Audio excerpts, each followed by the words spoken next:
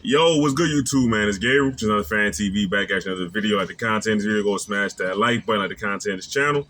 Go and subscribe, man. Look, Ravens training camp, day 7, injury report, offense, defense, right? We'll talk about it, right? We got some injury news about Isaiah Likely and his possible return, so I just hop right into all of that, okay? So, injury report, like I mentioned, Isaiah Likely not practicing, Zay Flowers not practicing, Jalen Davis, Bilal Kone, and running back Marcus Major, okay?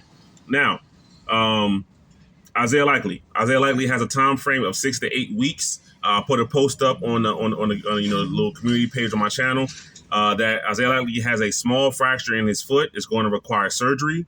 There's still a chance he comes back by week 1. Now, for me personally, I would like to see him back week 3, maybe week 2 or 3. Let him come back. I don't need him out there rushing week 1 to come out there and play. Listen, the Ravens still have Mark Andrews, okay? What Mark Andrews did in the playoffs was very, very disappointing, but we know he's a great regular season player. So, and week 1 is going to be obviously the regular season. All right. So, for Isaiah Likely, unfortunate timing for him, right? But at the end of the day, for the Ravens to be their best team, they need Isaiah Likely completely healthy, right? So, rushing him back shouldn't even be in the option book, right? So, week 3 to me seems like a good kind of return for Isaiah Likely. It's unfortunate he'll miss the rest of training camp, but he'll be ready to go by week 3, I think. You know what I mean? That's just my personal opinion. It could be earlier. We'll see. But, I don't think there's any rush on him, all right? So, especially with a guy with dealing with a foot injury where cutting and shifting this, especially with the ball, is such a big part of Isaiah Likely's game, right? When he gets that ball in his hand, it's like, he turns into a basketball player with a crossover, right? So you want to be able to have full mobility and strength in that foot and confidence in that foot to make those kind of cuts. All right, Zay Flowers, John Harbaugh said it was a camp type injury. I'm not really sure what that means. Maybe it's just like soreness, naggles that you get during training camp. But he said he'd be out a few days. He said Jalen Davis is expected to be back in a few days. He did get. I didn't see any update about Marcus Major.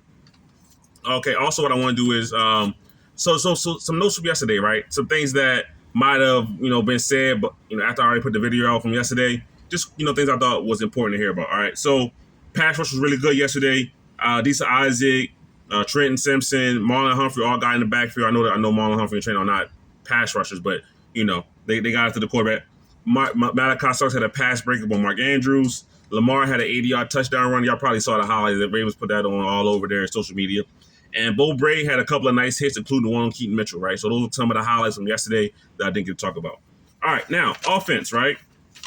Now, I will say that they said that this was a rough day for the offense. So I'll preface it with this. They said it was a very limited day for offense in terms of who was available. A lot of vets on rest days, veteran days, things like that.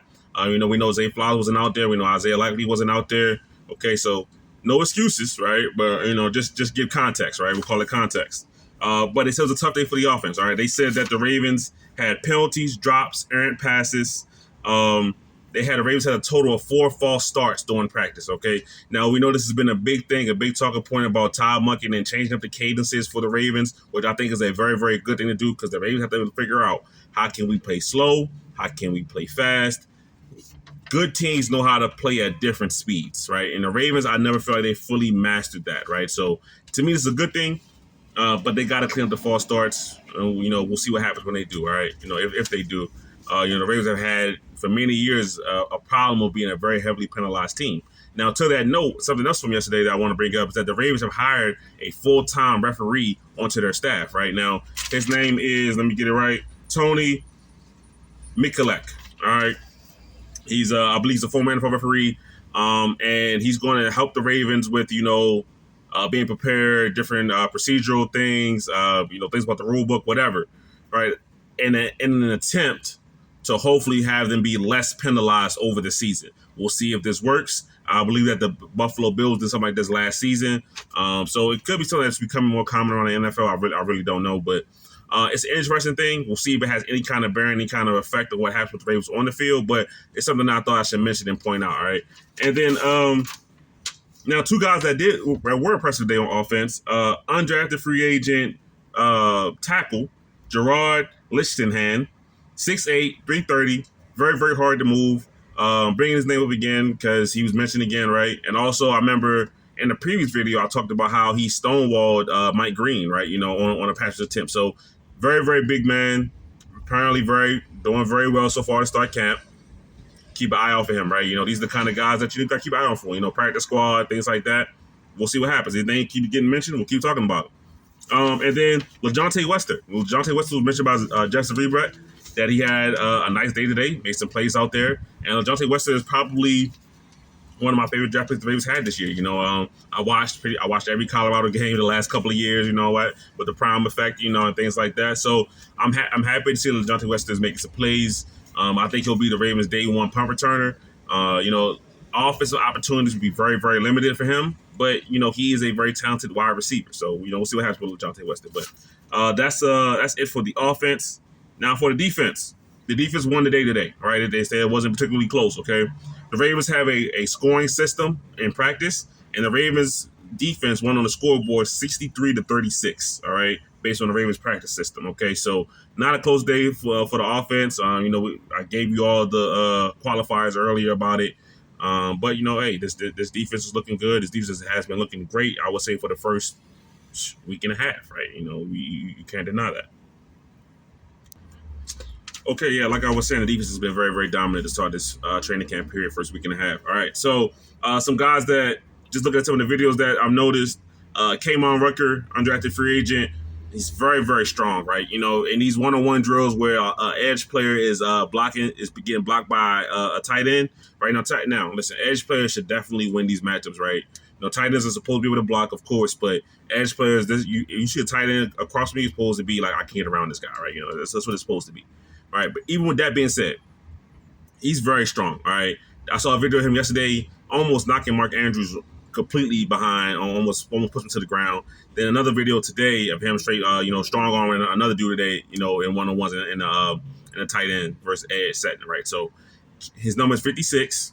Keep an eye on him when we come to this, preseason portion and things like that, right? This could be a guy that can make some plays out there, right? Bo Braid has been very, very impressive, particularly over the last couple of days, all right?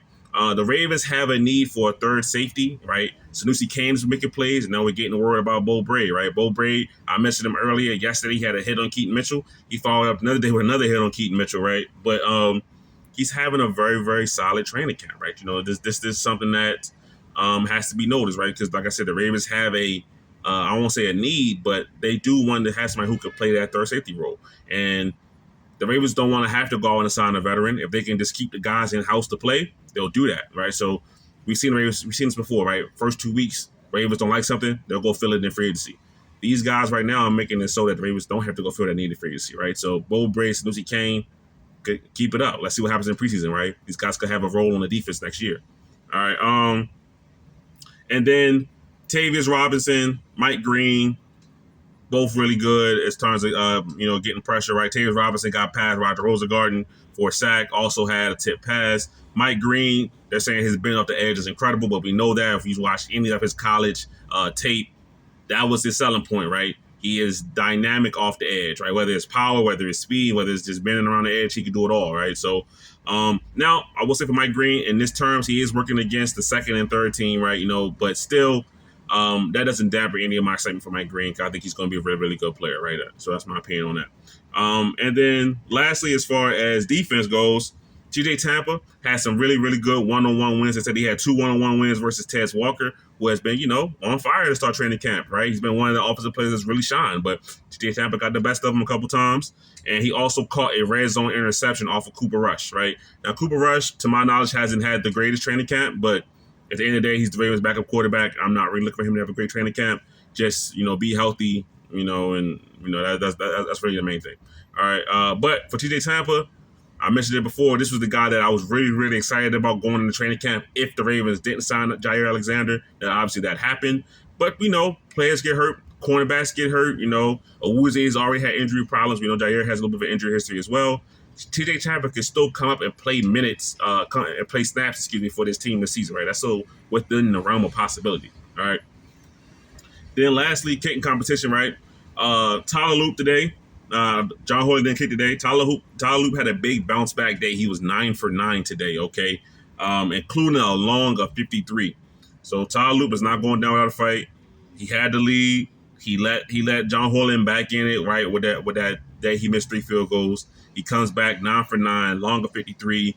Because if you remember yesterday, John Hoyle had a really good day as well, but the one he missed was from 51, right? So all of John Horler's long field goals have been inside of 50, okay? I would say all his made field goals, have been inside of 50, right? I don't think he's made one longer than maybe like 48 yards yet, right?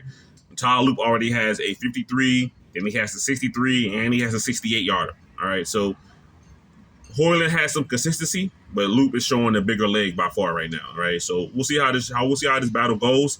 But right now, I would say Tyler Loop is slightly ahead. That would be my opinion, right? Just seeing it from the outside looking in, right? That'd be my opinion on it. Sorry, that's somebody called me. So for the Ravens, that's going to end the video, really. The Ravens had a very, very good day on defense. Defense dominated the day, right? We got some news by Isaiah. Likely he's going to be out 6 to 8 weeks, closer to hopefully the 6-week mark, according to John Harbaugh. But for me, you can keep him out to 8 weeks and bring him back like around like week 3-ish, right? The offense, very, very inconsistent day, sluggish day, to be said. But there were a lot of important players and key players out. But still, the offense hasn't had a great start to training camp. They were good yesterday, struggled in the red zone yesterday, but today just kind of not really found that rhythm overall, right? So another day for the defense that's on top. But give me your thoughts in the comment section. It's Gabriel, Fan TV. I'm out.